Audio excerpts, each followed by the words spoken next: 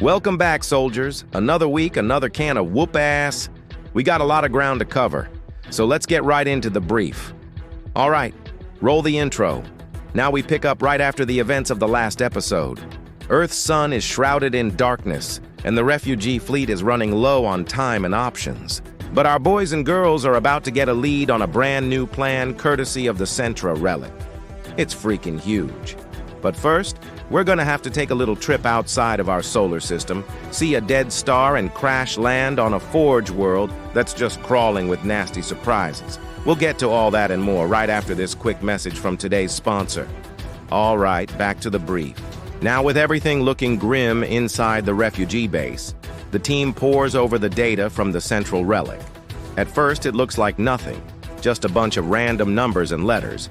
But when they input the correct code, which just so happens to be the same code that opens Sarah's heart, the map activates and reveals a wormhole just beyond Neptune. This wormhole is unlike any they've seen before, unstable, and almost certainly one way. But there's no time like the present. And besides, what other choice do they really have? So the team suits up and preps for launch. Meanwhile, back on the home front, Leah can't help but feel a sense of dread. She has a feeling that whatever they find on the other side of the wormhole isn't going to be good.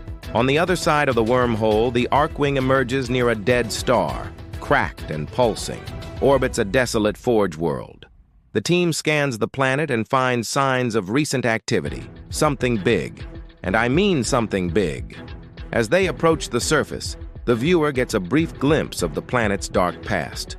Machines long dead, towers hollowed out by solar fire. But something definitely still breathes beneath the surface. The team deploys to the surface and cautiously makes their way through the colossal ruins. Rail scans for life signs while Sarah keeps watch. Leah hangs back, clutching her relic, keeping an eye on TERMICON. He's been acting strange ever since they entered the atmosphere.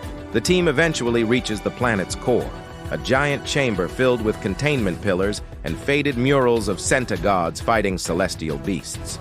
At the center of the room is a single pillar that remains intact, housing a dormant solar core with Heman's armor fused into it. TERMICON approaches the core and a projection of Heman's face flickers to life. Heman warns them that they don't understand what is truly here, and that they're about to make a big mistake. Suddenly, the solar core pulses and several sunborn fiends erupt from stasis pods. And if you thought the flood was bad, wait till you see what else this place has in store. Now we get a chance to see what the rest of the team's been up to. Rael reprograms a defense drone to cover their flank. Sarah uses the relic to deflect a solar beam and narrowly saves TERMICON. Leah takes out a fiend, but not before it gets a good hit in. Finally reaching the solar altar, the team barely manages to squeeze past the last of the sunborn fiends.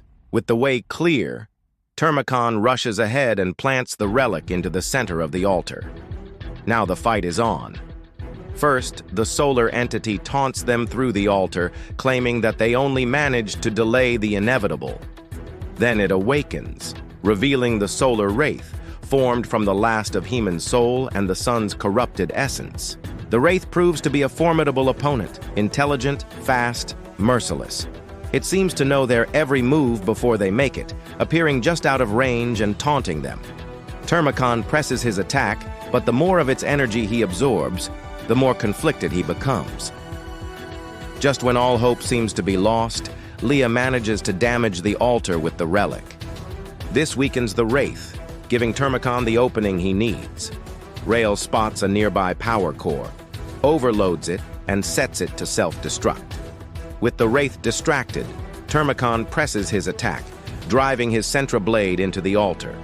The wraith shrieks as flames implode inward. The altar collapses, sending shockwaves throughout the chamber. The team barely manages to scramble out as the forge world begins to collapse into itself. They escape in the nick of time as the wormhole destabilizes and vanishes. Back on Earth, the relic is now dim, but the danger is not over. The solar entity may have been weakened, but it wasn't destroyed. The team knows that whatever happens next, they better be ready for it. Sarah spots something strange on the scanners, a transmission coming from the heart of the dead star. Could there be survivors? Or is it a trap? What do you think? Let me know in the comments below. Thanks for watching, soldiers. I'll see you next time on Salvo.